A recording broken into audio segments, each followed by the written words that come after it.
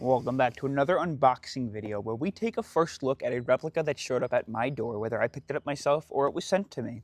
And we give it a general first impressions, explain our plans with it, and we also get a little bit of an idea of what it has to offer and let you guys comment and fill my ears with information for when we do the full review video.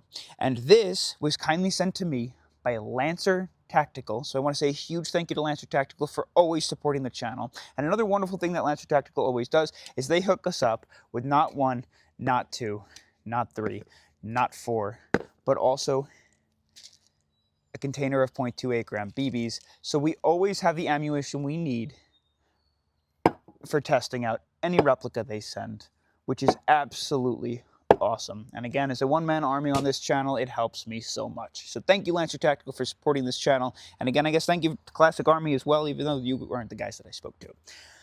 Now, what I have for you here, and this is my first time popping this box open. I just took it out of the package because I was trying to figure out what I had received, because I got a bunch of boxes the other day, and 6 out of 7 of them were for a lift kit for a car. So I just want to figure that out. Anyways, as we pop the box open, I think that this we have in here is one of the most anticipated Airsoft releases for the year of 2026. Now, is it the most unique thing in the world? No. Is it going to be the most expensive thing in the world? Absolutely not. This is the Classic Army / Lancer Tactical MWS system. And they're marketing this as the beginner's guide to an Airsoft GBB. And honestly, I think that's right. And you may notice the way that they did that is there's nothing extra in the box besides a manual and the replica. The box has no logos on it. And the first thing you also probably notice when you look at the replica is there is absolutely no trades, no marks, no grooves, no nothing on here besides the fire selector names. Nothing. And that is to all keep costs down during production. I'll get it out of the way now. This retails for about 300 BBs, which is absolutely ridiculous for a gas blowback. Supposedly as well, we're going to take a look at this in just a second. We'll pop it open and I'll give it like just a once over. This is supposedly completely MWS compatible, which means that running at the feels like an MWS, which means running at a where am I going with this? Running at a price of 300 BBs, besides Tokyo Marui's, which runs at 800, 700, somewhere around, in order to get them imported in the US, before getting mags, that's less than half. And if you take a Tokyo Marui and you run it at 800, and then you have to go get 6 other mags and some upgrades, I mean, still, you could get all the mags and upgrade this with a barrel, a bucking, a recoil spring, and you could still be under the stock or the base price of a Tokyo Marui. That is, if it runs well. Now, they reached out to me and asked if I wanted to take a look at the black with the two-tone with the handguard. I asked for the two-tone. And they also asked about the length. It looks like they have a shorter and a longer barrel length. You could see the inside of here. This is the longer barrel, longer handguard. And that's the one I wanted just because I usually go with something short. And I wanted to change that up a little bit. And I have a plan for this. We'll talk about that in a little while. So, just kind of giving it like a once-over. It does look very MWS-esque. Overall, the upper and lower receiver, I didn't feel any movement between the two. The handguard is also stable. The barrel is stable. So we got some irons. It's just plastic iron sights. Crazy enough, they do come with different sight apertures. And I believe they're windage and elevation adjustable as well, which is kind of crazy. Really cool. We'll take a look at all the construction and all the steel parts and what's aluminum, what's cast, what's alloy. The stock is a little wobbly. Not really a big deal. You can fix that with a piece of tape. Again, it is baseline. It is as basic as it can be. But it's to get people into gas blowbacks, and this runs lower cost than most people's AEGs out of the box. Besides like the combat machines and stuff. But if you look at some of Lancer Tactical's AEGs, which have gotten really good, like their Gen 2s and stuff, this is around the same point, which is nuts. I'll go ahead and check if the mag holds gas here. I mean, it's 1-to-1, dude. Let's see what kind of valve they're running here. Ugh, these valves, for some reason, with the adapter, they love to spit. And that's not like the Tokyo Marui 2-stage. This is just like, there we go. They really don't love the Jaeger Precision adapter for some reason. I don't know why. I have the same problem with the Double Eagle ones as well. So it does hold gas, there's no leaks. Take a look at all of its bells and whistles. Crazy enough, it looks like we have ambidextrous selector switches. Our bolt catch and release and mag release are not ambidextrous, which isn't a problem at all. Take a look at the trigger. Ooh. Okay. Alright, so the initial break, the trigger pull is extremely mushy. I gotta be honest. It's not like an MWS to me. It's very mushy. The reset, though, is firm.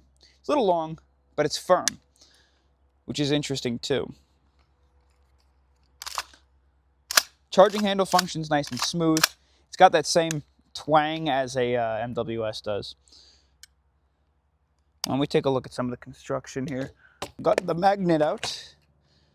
We'll just go over the general construction here, see what is and isn't steel. I can't imagine we're going to have too much steel on here just because of how affordable this was designed. Yeah, it looks like everything's aluminum except for the bolt catch and release, which is good to see. All of the pins obviously are steel. Yeah, the mag catch and release is not. Okay, so the only thing we have this bolt catch and release is going to be steel and a bunch of the pins and whatnot, which is totally fine. Again, that's where a lot of the wear is going to come into place. Mag sits in really nicely, actually. Holy, there's so little movement in that. Bolt does catch. Recoil on that's kind of nice too.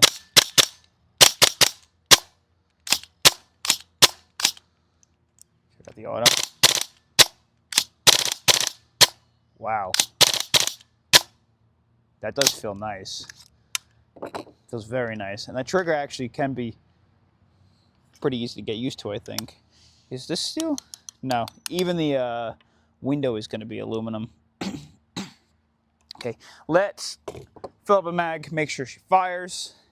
Now, I do know that Lancer Tactical is releasing a second variant of MWSs, and they're going to be the ones that are officially licensed, and they'll have some more trades on them. They're going to look a little different. I forgot. I think they're doing the, what is it, the Sons of Sons. I forgot what they're doing. They're making another model, which is going to be a little higher up there, but it's a little bit more packed with features, similar internals. So I'm excited to check those out as well in the near future if I get the opportunity.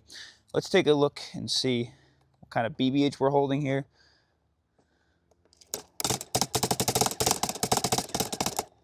Cool.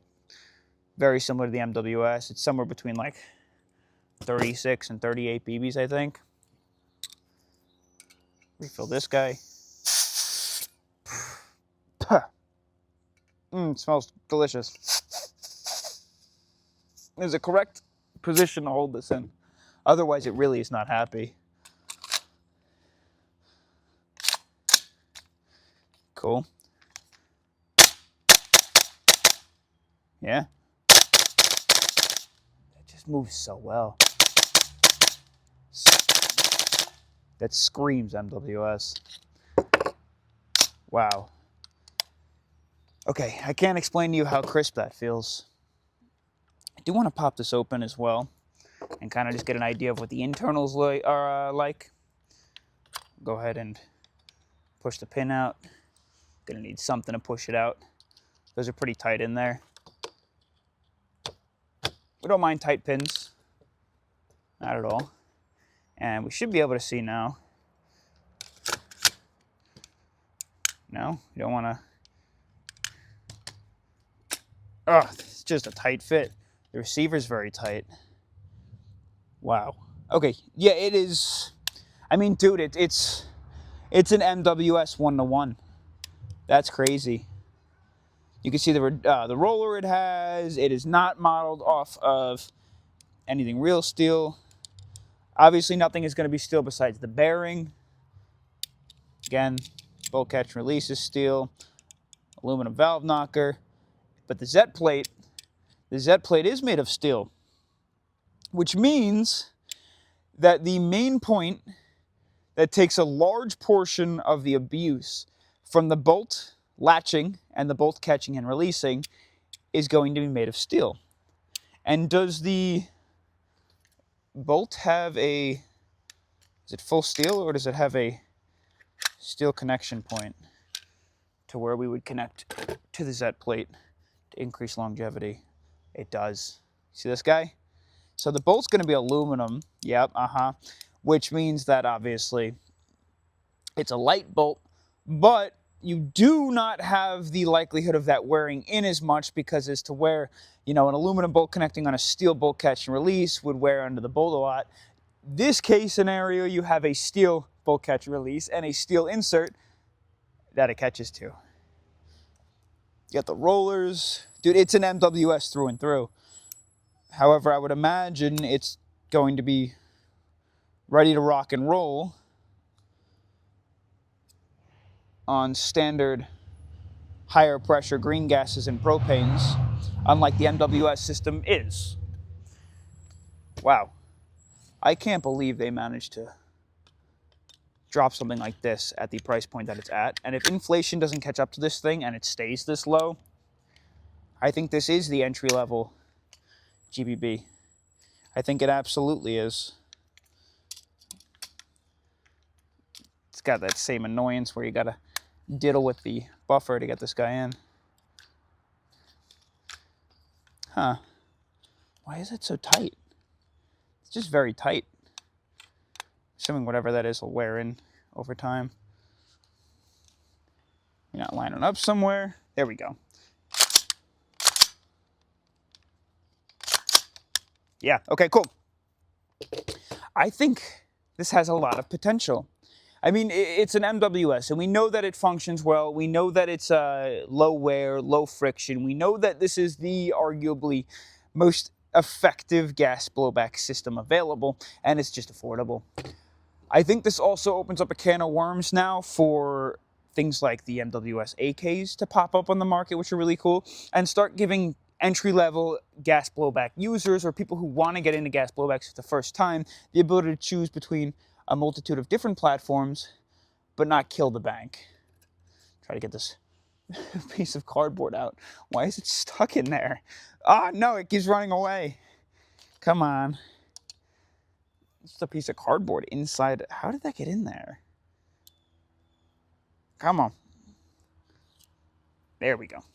Okay. I guess for now, what we're going to do before we do the review is I'll do a little bit of playing around with it.